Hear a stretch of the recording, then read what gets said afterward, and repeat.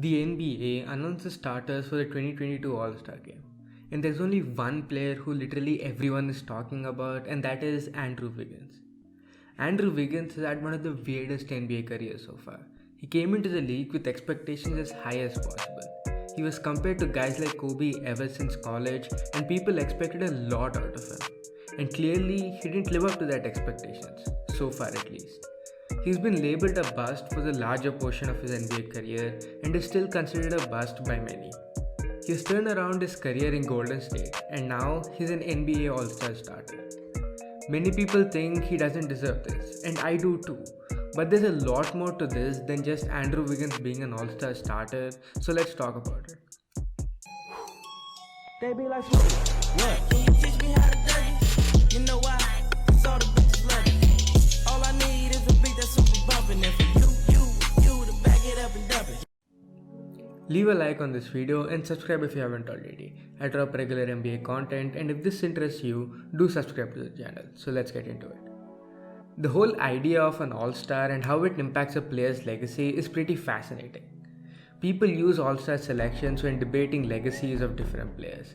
Like they say player X had 5 All-Star selections and player Y had 9 All-Star selections, hence player Y had better longevity and was a better player, and different stuff like that. I personally feel like All-Star selections are a bad way to compare two players because I feel like the criteria which has been set up for this unofficially is unfair to players. There's a lot of winning bias. Usually there's this notion that this team should have 2 All-Stars because they're the first seed. And if some mediocre team has 2 players playing at an All-Star level, they usually get only one because their team isn't winning. I personally hate this unwritten rule because I feel like winning and seeding depends on every player from 1 to 14 and the coaching staff.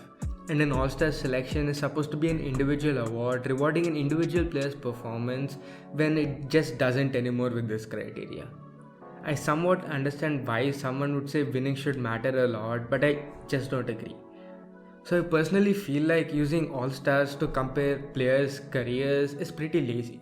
But I'm also not going to act like making the All-Star game doesn't mean anything at all because that's just very naive. You see, I'm a Memphis Grizzlies fan. I watched Mike Conley get snubbed year after year, and though I try not to care about the All-Star team, it certainly always made me angry.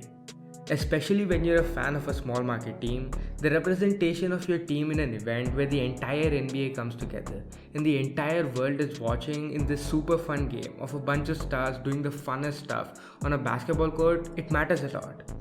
And now when Ja Morant made it to the All-Star team as a starter, I was genuinely very excited and I'm very sure I'm going to enjoy him catching lobs from LeBron. And it was obvious that it mattered to Ja. It really mattered to this franchise who has done a beautiful job of building around him. And it really mattered to the city of Memphis that they're being represented in the NBA All-Star game. It really matters to the city, the organization and the franchise. I can't speak for any players or take words out of their mouth, but I think it's safe to say that NBA players care about these All-Star selections. Obviously, you want to be recognized as one of the 24 best players in the entire world and have an opportunity to play alongside these players. It must feel awesome knowing that so many fans voting for you enjoy watching you play. It must feel awesome knowing that your peers recognize the hard work you put in and feel you deserve to make it into the All-Star game. It motivates you to be better.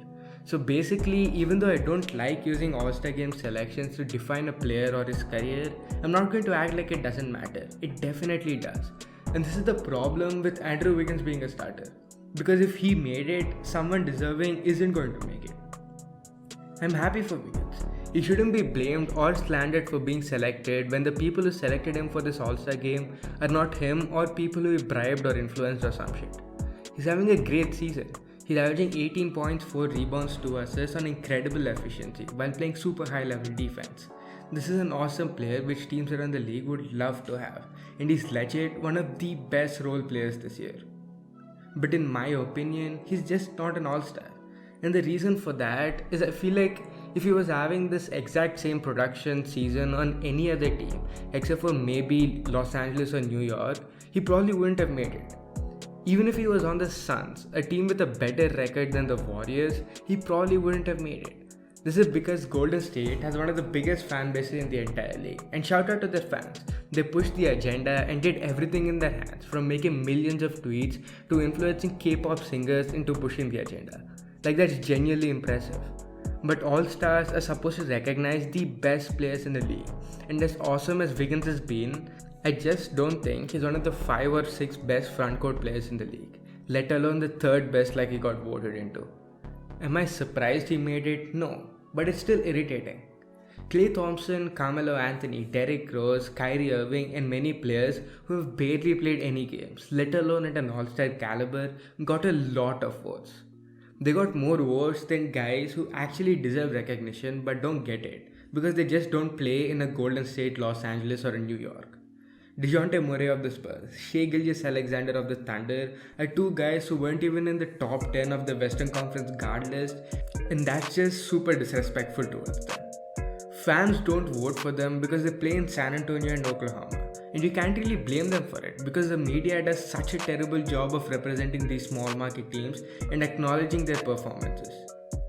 Now, because Andrew Wiggins made it into the All-Star game, only a maximum of 3 or 4 of Draymond Green, Paul George, Karl Anthony Towns, Rudy Gobert, and Brandon Ingram are going to make it into the All-Star game, when in reality, all of them should make it over Wiggins in my opinion. It's probably going to be Ingram who misses it, and I'm disappointed because what he's been doing in New Orleans without Zion is special, and it's irritating he won't be able to represent that team in the All-Star game.